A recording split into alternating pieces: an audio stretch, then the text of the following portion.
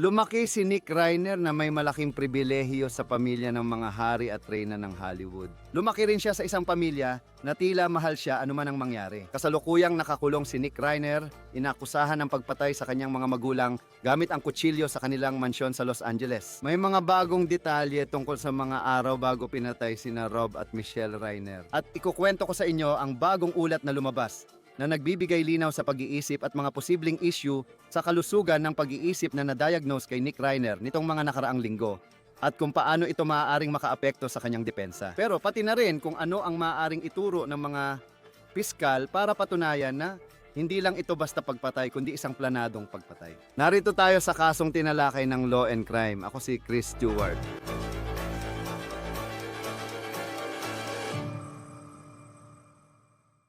Nahaharap si Nick Reiner sa dalawang kaso ng first-degree murder. Naniniwala ang mga taga-usig ng Los Angeles na ang umano'y ginawa niya sa kanyang mga magulang ay pinagplanuhan, na ito ay isang planadong kilos umano. Ipapaliwanag ko kung bakit iniisip ng mga taga-usig iyon habang binubuo natin ang mga nalalaman tungkol sa natagpuan sa bahay ni Rob at Michelle Reiner sa Brentwood. May malaking balita ngayong linggo. Ayon sa TMZ, itong si Nick Reiner, ayon sa ulat, ay kamakailan lang na-diagnose na may schizophrenia ilang linggo bago naganap ang pagpatay kina Rob at Michelle. Ayon sa ulat, may source na nagsabing ang gamot ni Nick ay nagpapabago ng ugali niya at nagiging delikado siya. Hindi pa iyon opisyal na napatunayan, pero malaking ulat ito mula sa TMZ. Si Rob Reiner, ama ni Nick, ay isang institusyon sa Hollywood at matagal siyang kasal sa kanyang asawang si Michelle Reiner. Sumikat si Rob Reiner noong 1970 bilang aktor sa All in the Family. Ang ama niyang si Carl ay komedyante. Pero pagkatapos, naging direktor si Rob Reiner at napakalawak ng kanyang kakayahan bilang direktor. Nagdirect siya ng When Harry Met Sally, isang sikat na rom-com, at ng Oscar-nominated na courtroom drama na A Few Good Men. Nagpatuloy din siya sa pag-arte dahil lumabas siya sa mga comedy show tulad ng New Girl kamakailan. At ngayong taon ay lumabas din siya sa sikat na palabas na The Bear. Walang duda, si Rob Reiner ay yaman ng Amerika sa show business. Pero sa loob ng mansyon na yon, ang lugar kung saan nanirahan sina Rob Reiner at ang kanyang asawang si Michelle ng ilang dekada, tila hinarap ng kanilang pamilya ang mga hamon na nararanasan din ng maraming pamilya, anuman ang kanilang estado sa buhay, lalo na pagdating sa pagkakaroon ng mahal sa buhay na nakaranas ng adiksyon at marahil ay mga issue sa kalusugan ng pag-iisip. Si Nick Reiner, anak ni na Rob at Michelle, ay 32 taong gulang. Sinabi niya sa People noong 2016 na nilabanan niya ang adiksyon mula pa nung siya ay 15 taong gulang.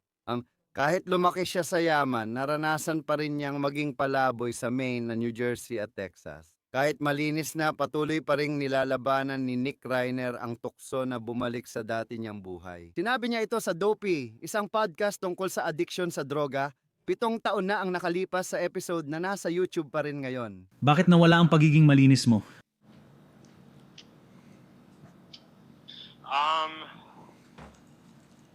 Hindi ko alam. Ayoko lang malayo sa bahay at gusto kong bumalik sa amin. Pero gusto mo rin bumalik sa pagyoyosi ng damo at iba pa? Hindi kita hinuhusgahan, Nick. Parang yung palabas lang, parang may bilyon or may libo. Alam mo kung ano talaga yon. Parang alam ko na gusto ko talagang mag-relapse. Sa totoo lang, ayokong tawagin na relapse. Gusto ko lang bumalik sa dati kong buhay na nagwe-weed, umiinom ng mga tablet at ginagawa lang ang gusto ko. Alam kong kapag sinubukan kong gawin ulit yon sa Maine, hindi ko talaga magagawa. Maraming tao ang magsasabi sa iyo na ang addiction ay isang bagay na kumakapit sa tao at araw-araw na laban ito. At mukhang ganun nga ang nangyari kay Nick. Nitong mga nakaraang linggo, may nagsasabing nag-aalala sila para sa kanya at may malalaking babala sa kanyang kilos. Ayon sa TMZ, kamakailan lang siyang na-diagnose ng schizophrenia base sa ulat ng outlet. Nag-ulat din ang TMZ tungkol sa mga empleyado sa gasolinahan malapit sa tirahan ng mga Rainer sa Los Angeles na madalas puntahan ni Nick para bumili ng sigarilyo. Napansin ng mga empleyado nitong mga linggo bago ang pagpatay sa mga Rainer na pagod si Nick. At umaasta siyang mailap sa paraang kakaiba kumpara sa dati niyang ugali tuwing pumupunta siya roon. Pagkatapos, kunwari, ihahambing mo ang kwentong yon sa mga kwento kung paano raw umasta si Nick noong gabing bago matagpuan patay ang kanyang mga magulang sa bahay. Pumunta sina Rob, Michelle at Nick sa holiday party sa bahay ni Conan O'Brien, kung saan naglakad-lakad si Nick, nagtatanong kung sikat ang mga bisita at pinapakiramdam ng iba na hindi sila komportable. Ayon sa The Hollywood Reporter, may mga tao sa party na inakala si Nick ay basta na lang pumasok mula sa kalsada at hindi nila alam kung sino siya. Ayon sa The Hollywood Reporter, tinanong ni Rob Reiner si Conan kung pwedeng isama si Nick sa party. At mapapaisip ka kung gaano nga ba ka-worried ang mga Reiner tungkol sa kalusugan ng pag-iisip ni Nick tungkol sa mga issue niya sa paggamit ng droga na matagal na niyang pinagdadaanan. Ayon sa TMZ, ang inasal ni Nick sa party ay sobrang nakakabahala kaya nauwi sila ni Rob sa matinding pagtatalo na nakita ng maraming tao. Makalipas ang ilang oras, sinabi ng pulisya na pinatay ni Nick sina Rob at Michelle sa paulit-ulit na saksak ng kutsilyo. Narito ako upang i-anunsyo na magsasampa ang aming opisina ng kaso laban kay Nick Reiner na inakusahan sa pagpatay sa kanyang mga magulang, sina Rob Reiner at Michelle Singer Reiner. Ngayon, dito inihayag ng Los Angeles District Attorney ang mga kasong laban kay Nick. At dito papasok ang argumento ng mga taga-usig na si Nick ay nagkasala ng first-degree murder. Hindi pa malinaw ngayon kung anong ebidensya ang hawak ng taga-usig na nag-uugnay kay Nick sa pagpatay sa kanyang mga magulang. Sinabi ng District Attorney na pinaniniwala ang kutsilyo ang ginamit na sandata sa krimen pero hindi kinumpirma ng District Attorney kung hawak na talaga nila ang sandatang iyon. Nakausap ko si Criminal Defense Attorney Natalie Whittingham Borel tungkol sa mga kailangang patunayan ng taga-usig sa first-degree murder. At ito ang sinabi niya sa akin. Alam nating may higit sa isang lugar na konektado sa mga pagpatay. Bandang alas 4 ng umaga ng linggo, ilang oras matapos umalis ang pamilya mula sa holiday party sa bahay ni Conan O'Brien, nag-check-in si Nick sa isang hotel sa Santa Monica, 4 na milya mula sa bahay ng kanyang mga magulang. Kinabukasan, nakita ng staff ang kwarto na puno ng dugo. Ayon sa TMZ, sinabi rin ng outlet na si Nick ay mukhang, sa kanilang salita, parang bangag nang mag-check-in siya gamit ang credit card. Sinabi rin nila na wala siyang ipinakitang palatandaan ng pagkakasangkot sa gulo nang dumating sa hotel. Natagpuan ang bangkay ng mga magulang ni Nick alas 3:30 ng hapon linggo. Batay sa lokal na balita, nangyari ito matapos hindi makapasok ang masahista sa bahay. Naulat na si Romy Reiner, kapatid ni Nick, ang unang nakadiskubre at inakala niyang ama lang nila ang napatay. Iniulat ng People na sinabi ng mga unang rumesponde kay Romy na pati ang kanyang ina ay pumanaw na rin. Nakipag-usap ako ngayong linggo kay Professor ng Applied Forensics sa Jacksonville State University, Joseph Scott Morgan, tungkol sa kung anong ebidensya na nakuha mula sa pinangyarihan ang maaring magsabi sa mga investigador tungkol sa posibleng nangyari. At bilang babala, pinaniniwala ang napakakarumal-dumal ng totoong nangyari. Pakinggan ninyo ito. Chris, sobrang personal na yan. Alam mo, hindi mo ito magagawa ng malayo ka lang. Okay, kailangan mong pumasok sa personal na espasyo ng tao at kailangan mong may matinding kagustuhan para gawin ito. Malaking enerhiya ang kailangan dito. Tingnan na lang natin ang Idaho, halimbawa, at iba pang mga kaso na may kinalaman sa matutulis na sandata. Kailangan dito ng tuloy-tuloy na pag-atake. Kailangan din ito ng maayos. Hindi ko alam paano ipaliwanag. Para sa akin, ito rin tuwing nakikita ko ito, lalo na kapag pinag-uusapan ng marami, may isip mo ang isang baliw na tao na gumagawa nito. Dahil isa sa mga termino na ginagamit namin sa investigasyon ng kamatayan para sa isang atake ng kutsilyo na maraming sugat ay tinatawag naming overkill. And hindi ko sinasabi na iyon nga ang kaso dito. Mukhang ganun dahil may mga ulat na natatanggap natin na alam mo na, ang malaking balita ay parang alam mo na may mga leeg na hiniwa. Hindi naman nila sinabi yon sa official na pahayag.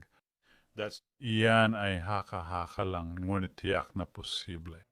At pagkatapos ikaw at iyon ay isang hiwa o sugat na hiniwa tapos meron kang mga saksak kaya may dalawang magkaibang uri ng sugat mula sa matalim na bagay na pwede mong makuha. Meron pang isa na tinatawag na puncture wounds pero hindi iyon kaugnay dito. Hindi tulad ng gamit ang matalim na sandata. Kaya isipin mo ang pananaksak. Ang pananaksak ay mas malalim kaysa mahaba kumpara sa sugat at ang paghiwa o paghiwa-hiwa ay mas mahaba pero mas mababaw. Sige, kaya gamitin natin ang ideya na ito na kung ang leeg ay hiniwa at paulit-ulit ko na itong nakita, kailangan ang biktima ay nasa isang position na siguradong hindi makakilos, nakasandal sa isang ibabaw at maaari mong ilapat ang bigat at presyon at hilahin ang matalim na gilid ng kutsilyo sa leeg. Hindi ko sinasabing imposible ito gaya ng sa Hollywood na may slasher films kung saan may lalabas sa dilim at biglang hihiwa ng leeg. Siguro posible naman yon. Kadalasan, kailangan ng malakas na puwersa para idiin o ipitin ng tao laban sa isang bagay bago siya pigain pababa. O yun ang dahilan kung bakit mas nakakatakot ito. 6 na oras pagkatapos makita ang mga bangkay, inaresto si Nick 15 milya mula sa bahay ng mga magulang niya, malapit sa University of Southern California campus. May surveillance video na unang nakuha ng NBCLA na nagpapakita kay Nick sa isang gasolinahan na bumibili ng tila isang uri ng sports drink. At pagkatapos ay lumabas siya ng gasolinahan at tumawid sa kalsada. Doon na siya inaresto ng mga pulis. Ang laban ni Nick sa adiksyon ay naging napakapubliko pero hindi pa rin malinaw kung siya ay nasa ilalim ng impluensya ng anumang bagay nung gabing inaakusahan siyang pinatay ang kanyang nanay at tatay. Kumuha siya ng isang sikat at pinaniniwalaan naming napakamahal na defense attorney, si Alan Jackson. Siya rin ang abogado na nagdepensa kina Kevin Spacey at Karen Reed. Inaakusahan siya ng pagpatay sa kasintahan niyang pulis ng Boston na si John O'Keefe. Nakuha ni Jackson ang hatol na not guilty sa kaso ni Reed. Ang klase ng legal na depensa na dala ni Alan Jackson, hindi iyon mura. Sinabi niya minsan sa Vanity Fair na ang gastos para sa parehong paglilitis ni Karen Reed ay higit sa 10 milyong dolyar. Sinabi niya na hindi niya siningil si Karen ng buong halaga. Hindi rin malinaw ang trabaho ni Nick Reiner. Nagsulat siya ng pelikula kasama ang ama niya, idinirect din ng ama niya, ang Being Charlie na lumabas noong 2015. Pero mukhang wala na siyang masyadong ginawa pagkatapos nun, professional man lalo na sa mundo ng show business. Nakakita kami ng YouTube video kay Nick na in-upload siyam na taon na parang sinusubok niyang gumawa ng karakter para sa pag-arte. Hindi ko na pinapansin kung tawagin man akong Sally dahil suso ako at hindi kailanman mabibigo. At alam mo, kailangan mo akong piyansahan palabas ng kulungan. Kapag pinanood mo ang video, kakaiba ito, parang nakakapagtaka at ipinapakita rin nito kung paano magsalita at kumilos si Nick minsan. Ngayon malinaw naman na halos isang dekada na ang nakalipas mula nang i-post ang video na ito. At hanggang ngayon, hindi pa rin natin alam kung si Nick ay nasa ilalim ng impluensya ng anumang bagay. Noong umano'y pinatay niya ang kanyang mga magulang. O ngayon, sa ulat ng TMZ tungkol sa schizophrenia, una sa lahat, kung totoo nga ba yon, pero ayon sa ulat, naging dahilan ba talaga yon sa pagpatay niya sa kanyang mga magulang? Malaking tanong din, paano na-afford ni Nick si Alan Jackson? Isang napakamahal na abogado at depensa na maaaring tumagal ng higit 1 taon at maging sobrang mahal. Kapag iniisip mo ang mga eksperto at dami ng detalye na kailangang tutukan, para ipagtanggol siya sa isang siguradong high-profile na kaso. May batas ang California na tinatawag na Slayer Statute. Pinipigilan nito ang sinumang napatunayang pumatay na makinabang o kumuha ng pera mula sa ari-arian ng biktima. Iniulat ng New York Post na ang ari-arian ni Reiner ay maaaring umabot sa 200 milyong dolyar ang halaga. Iniulat ng New York Post na maaaring pinayagan ng mga kapatid ni Nick na gamitin ang ari-arian para pondohan ang depensa upang matiyak na may sapat siyang abogado. Hindi pa sigurado yon, teorya pa lang mula sa New York Post. Hindi nabanggit ng mga kapatid ni Nick ang pangalan niya sa kanilang pahayag na inilabas sa publiko. Ayon sa Columbia Broadcasting System News, walang sapat na salita para ilarawan ang hindi masukat na sakit na nararanasan namin sa bawat sandali ng araw. Ang kakilakilabot at nakakasirang pagkawala ng aming mga magulang, sina Rob at Michelle Reiner, ay isang bagay na hindi dapat maranasan ng sinuman. Hindi lang namin sila magulang, kundi matalik na kaibigan din. Hindi pa nagsusumite ng plea si Nick sa mga kaso laban sa kanya. Sa korte ngayong linggo, sinabi ng kanyang abogado na si Alan Jackson na kailangan pa nila ng oras bago ang arraignment. 3 salita lang ang sagot ni Nick nang tanungin siya ng hukom kung isusuko niya ang karapatan sa mabilis na paglilitis. Ginong Reiner, may constitutional o legal ka bang karapatan sa mabilis na arraignment? Hiniling ng iyong abogado na ipagpaliban ang arraignment mo sa Enero 7, 2026. Isinusuko mo ba ang iyong karapatan sa mabilis na arraignment upang maisagawa ito sa ika-7 ng Enero, 2026? Opo, kagalang-galang na hukom. Narinig mo siyang nagsabi na opo, kagalang-galang na hukom, iyon lang.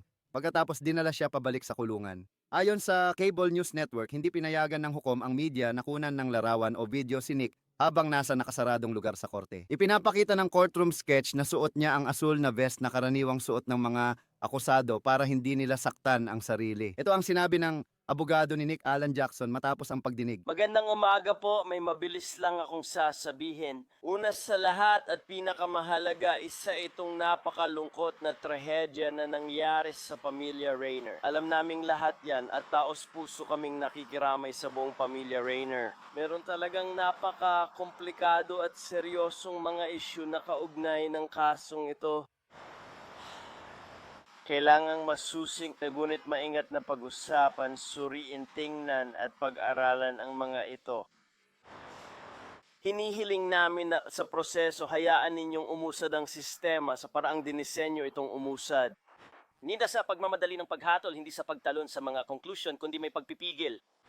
At may dignidad at may paggalang na nararapat sa sistemang ito at sa prosesong ito at nararapat din sa pamilya. O kaya sa na ngayon na nakatakda tayo sa ikapito ng Enero para sa arraignment, yun ang susunod na petsang pagdinig sa korte. At yun lang ang masasabi ko sa ngayon. Maring may iba pa sa ibang pagkakataon, pero ngayon ay magpapahinga muna tayo kung nasan tayo sa proseso na ito ay pagpapatuloy lang ng arraignment, walang nangyaring mahalaga ngayon. Babalik tayo para sa arraignment sa parehong departamento sa ikapito ng Enero. Magkikita tayo doon. Kasama natin ngayon si Natalie Whittingham Burrell, isang criminal defense attorney, para talakayin ang posibleng depensa ni Nick Reiner. Salamat sa oras na inilaan mo para sa Law and Crime. Isang linggo na mula nang subukan nating unawain ang sinabi ng pulis tungkol kina Rob at Michelle Reiner mula sa pananaw ng criminal defense. Ano sa tingin mo ang nangyayari sa depensa ni Nick Reiner? Ano kaya ang ginagawa ni Alan Jackson? At sinusubukang buuin kung anong direksyon ang maaaring tahakin niya sa kasong ito. Siyempre, sa ngayon, maaga pa sa proseso at si Ginoong Jackson ay nasa kakaibang posisyon dahil siya ay tinatawag sa palasak na salita na isang mataas na antas na abogado ng depensa. Kaya malamang mas marami siyang connection at impluensya sa mga pulis at mga piskal. Kaya malamang sinusubukan niyang makakuha ng mas maraming impormasyon hanggat maaari tungkol sa kung ano ang alam nila tungkol sa kanyang kliyente at kung ano ang sinabi ng kanyang kliyente. Alam kong siguradong gusto niyang pigilan ang anumang pakikisalamuha ng kanyang kliyente sa media at ng kanyang kliyente sa mga autoridad. Gusto niyang makialam agad at siguraduhin na walang anumang pahayag na makakarating sa mga autoridad. Siya lang ang nakakatanggap ng lahat ng impormasyon. Mahalaga din yung control sa impormasyon sa simula ng kaso kaya siguradong dun siya ngayon nakatuon. And pagkatapos malamang, based na rin sa mga narinig natin sa media, maaring pinapatingnan niya si Ginoong Reiner para sa mental health, droga at alcohol na mga issue para malaman kung siya ba ay nasa impluensya noong nangyari ang insidente at kung ang kanyang pahayag sa pulis ay kusang loob o hindi batay sa kanyang kalagayang pangkaisipan. Kaya maaring naghahanap siya ng sarili niyang eksperto sa mental health at addiction. Ayon sa mga panayam, inamin ni Nick Reiner na nagkaroon siya ng problema sa addiction noon. Nagkaroon siya ng panahon na naging palaboy siya. At nagsimula ito noong siya ay bata pa lang na teenager na nahirapan siya dahil sa addiction. At syempre, marami ring mga kwento at anekdota sa media na lumabas. Mga tanong tungkol sa kanyang kalusugan sa pag-iisip. Paano kaya ito makakatulong sa kanyang depensa? Ano ang posibleng ikwento ni Alan Jackson kung umabot sa paglilitis? Tama, kaya maaring sinusubukan niyang gamitin ang depensa na mayroong siyang nabawasang kakayahan sa pag-iisip. Una sa lahat, responsibilidad ng persekusyon na patunayan, lampas sa makatwirang pagdududa na nagkasala si Nick Reiner, tama? Iyan ang pinakauna at mahalaga. Alam natin ang naririnig sa media, pero hindi talaga natin alam ang ebidensya sa kaso. Pero sabihin na nating sapat ang ebidensya nila para patunayan na si Nick Reiner ang gumawa ng mga ito na siya ang pumatay sa kanyang mga magulang. Pagkatapos, susuriin ng abogado kung maaaring gamiting depensa na hindi niya nabuo ang intensyon dahil sa issue sa kalusugan ng isip or impluensya ng particular na substansya. Iba-iba ang batas sa bawat estado. Hindi ako nagpa-practice dito sa California. Sa ibang estado na may ganitong kaso, may mga paraan para ihayag ang insanity defense. Sa iba't ibang estado, may mga paraan kung paano mo mapapababa ang isang first-degree murder, maging second-degree murder or manslaughter. Malaking mababawasan ang oras na kailangang gugulin ng iyong kliyente sa kulungan kung mapapatunayan mong noong panahon ng krimen ay hindi nila kayang buuin ang kinakailangang mens rea, ibig sabihin, hindi nila lubos na nauunawaan ang kanilang ginagawa or wala silang intensyon na pumatay. Pero sila ay nasa ilalim ng matinding pagkalito dahil sa pagiging lasing, kusang loob man ito, o dahil sa anumang uri ng problema sa kalusugan ng pag-iisip. Kaya sa tingin ko ito ang tinitingnan ngayon ng kanyang abogado. Ano ang mga konsiderasyon sa desisyon at mahaba pa ang lalakbayin? Ibig kong sabihin, kung mauwi man ito sa paglilitis, baka umabot pa tayo sa 2027. Alam mo na, dahil sa dami ng mga prosesong kailangang pagdaanan. Pero ano ang mga isinasalang-alang sa desisyon na maaaring gawin ni Alan Jackson na maaaring hindi tungkol sa kung sino ang gumawa nito ang kasong ito, kundi kung bakit ito nangyari at sa tingin ko ano ang mga isinasama sa desisyong iyon? At karaniwan, gaano kalayo sa proseso ginagawa ng isang abogado ng depensa ang ganitong estratehiya? Kaya depende talaga ito sa bawat kaso, 'di ba? Sa ilang kaso, kukuha mo ang kaso at lahat ng ebidensya kasama sa video ay nagtuturo na ang kliyente mo ang may gawa. Hindi ibig sabihin noon na bilang isang defense attorney, susuko ka na lang at sasabihin mong, sige, tatanggapin na lang namin kung ano ang ibibigay ng prosecution. And ang kailangan mo ring isaalang-alang kung ang kliyente mo ay may sapat na kakayahan, na hindi ko alam kung may kakayahan siya or wala, pero kung may kakayahan ang kliyente mo at kaya niyang magdesisyon para sa sarili niya, gusto ba niyang tanggapin ang plea, gusto ba niyang sumuko na lang at tanggapin kung ano man ang iniaalok ng prosecution? Siguro hindi, kaya ito ang yung nagtutulak sa iyo na ituloy ang paglilitis. At gaya ng sinabi mo, maaring may ilang mga nakapagpapagaan na mga pangyayari na maaring magdulot na isipin ng hurado na, oo, may ilang uri ng katwiran dito, may ilang uri ng pagpapagaan dito. Mayroong isang bagay na nakaapekto sa tao tulad ng kanilang kalusugan sa pag-iisip, paggamit ng droga or alak na naging dahilan kung bakit nila nagawa ang krimen pero hindi naman talaga nila intention na gawin ito. Kung tingin mong may pag-asa pa ang isang tila walang pag-asang kaso, mas mabuting dalhin ito sa paglilitis. Ganyan ang kalimitang ginagawa namin bilang defense lawyer sa kasong pagpatay. Sa mga kaso ng pagpatay, ganito, pakinggan mo, talagang napakasama ng alok na plea bargain na ito. Mas mainam na dalhin ito sa paglilitis at tingnan ang magiging desisyon ng hurado gaya ng ginawa ni Alan Jackson na naging epektibo.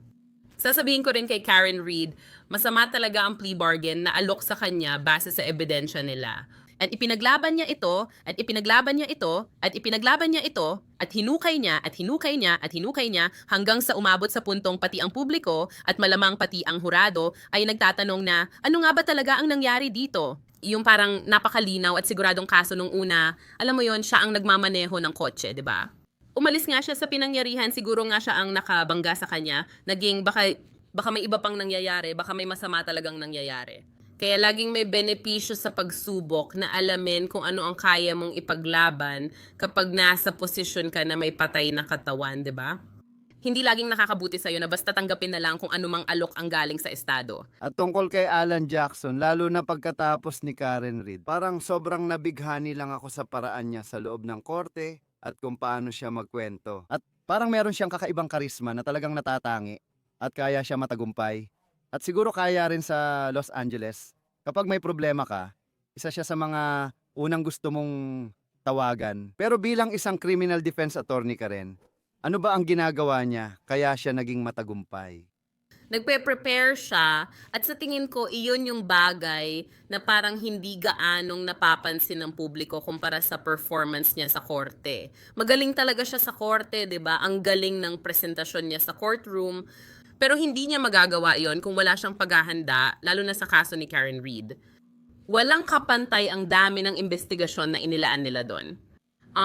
Siya at ang depensa at sigurado akong dadalhin din niya ang parehong antas ng paghahanda at investigasyon sa kasong ito. Di ko inakala na agad tatanggapin ni Alan Jackson ang kwento ng mga taga-usig sa nangyari. Inaasahan ko na gagawa siya ng sarili niyang investigasyon tungkol sa relasyon sa loob ng pamilya Reiner, anumang ibang issue na nangyayari sa buhay ni Nick Reiner, gagawin nila iyon, ganoon ko nakikita iyon, titingnan nila kung sino siya, ano ang nangyayari sa kanya. Maaring alam mo, himayin nila mula nung ipinanganak siya hanggang sa nangyari ang insidenteng ito para makita kung ano ang mga nakapaligid na pangyayari para malaman kung gaano nila mapapaluwag ang kasong ito. Yun ang dahilan kung bakit napakakumpiyansa niya sa korte, kaya habang humahanga rin ako sa kumpiyansa niya sa loob ng korte, ang paraan niya ng paggamit ng salita ay nagmumula sa pagiging handa. At iyon ang dala niya sa mesa.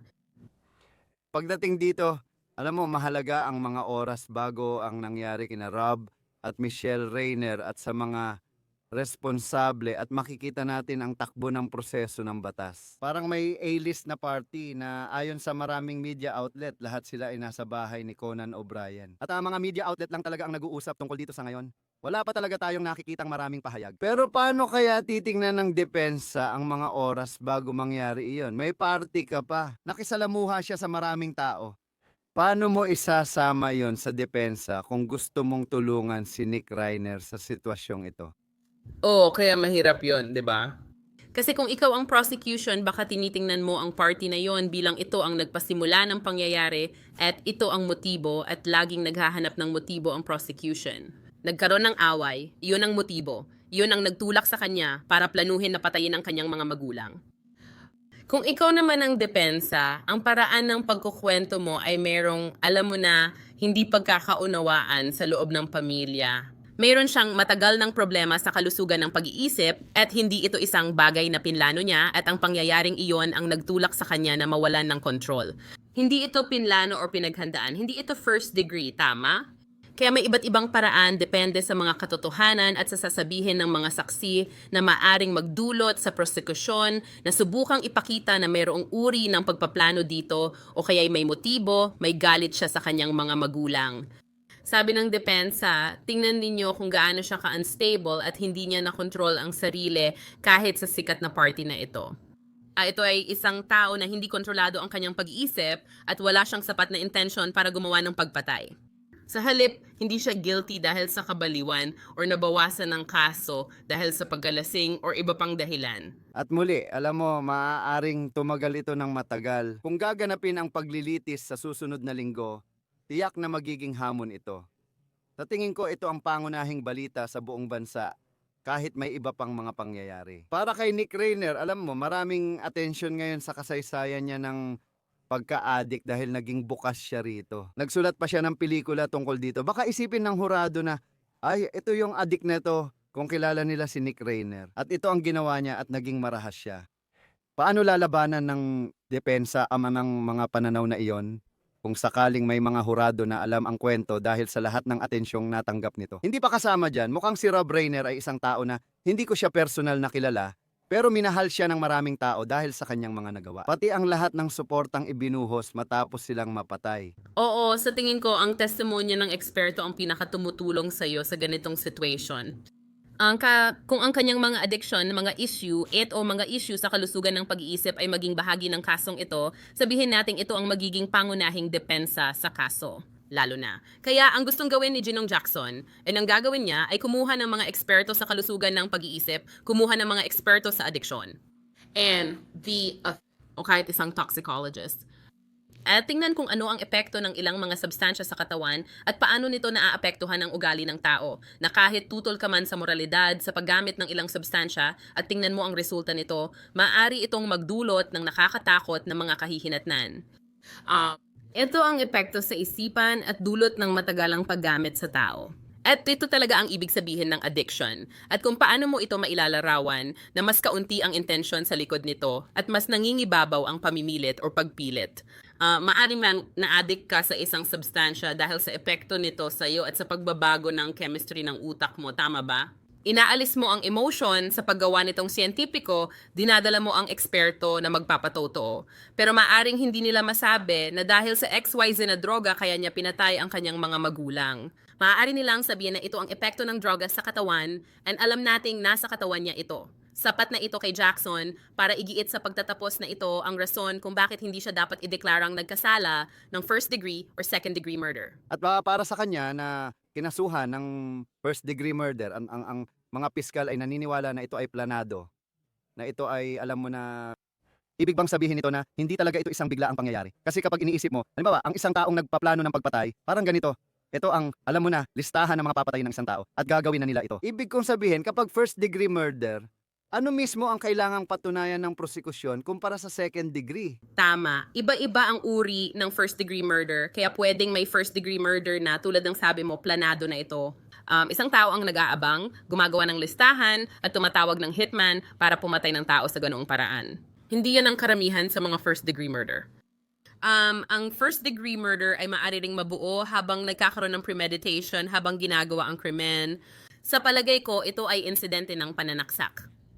Kung paulit-ulit mong sinaksak ang isang tao at hindi ka tumigil, mapapansin mong maaari mo siyang mapatay. Kapag ipinagpatuloy mo pa rin ito, maaring maging first degree murder na ito. Maaring sinaksak mo ang isang tao, Diyos ko, hindi ko alam ang nagawa ko, pero patay na siya.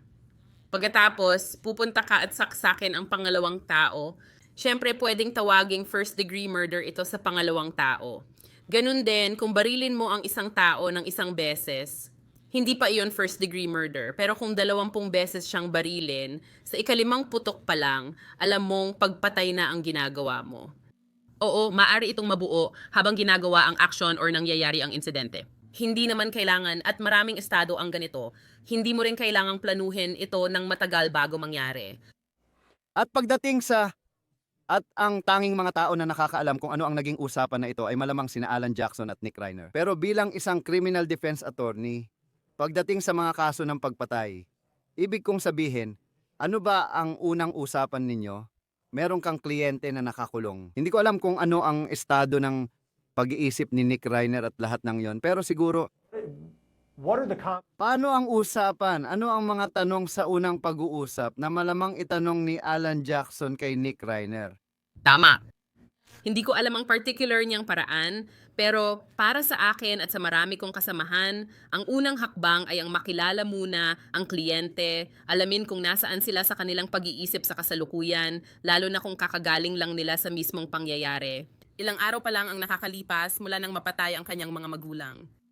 Kaya ang gusto mo talagang malaman ay una, sino ka ba? Pangalawa, naiintindihan mo ba ako?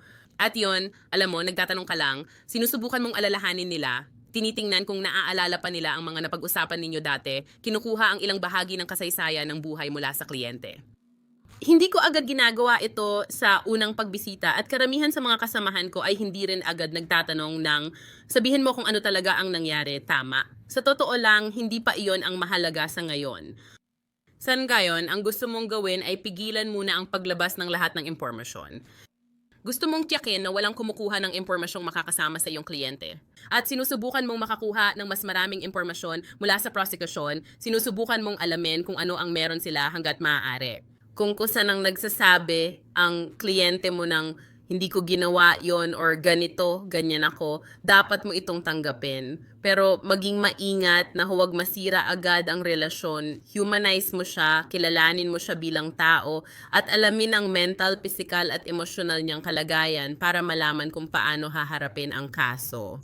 At pagkatapos, ang mga mismong katotohanan ay nagpapakita na kailangan niyang magpatingin agad sa isang mental health professional para ma-assess siya sa lalong madaling panahon. At may kakayahan naman siyang gawin ito, pati na rin ang mga resources, kaya dapat niyang gawin ito kaagad. Titingnan natin ang susunod na mangyayari. Napakalungkot talaga ng kasong ito mula Los Angeles. Babalik siya sa korte sa ika-7 ng Enero. Natalie Whittingham Borel, abogado sa Depensa Kriminal. Maraming salamat sa oras na ibinigay mo para makasama kami dito sa Law and Crime. Pinahahalagahan namin ito. Salamat. Dito nagtatapos ang kaso ng Law and Crime. Mag-subscribe sa YouTube at Spotify. Ako si Chris Stewart. Hanggang sa muli.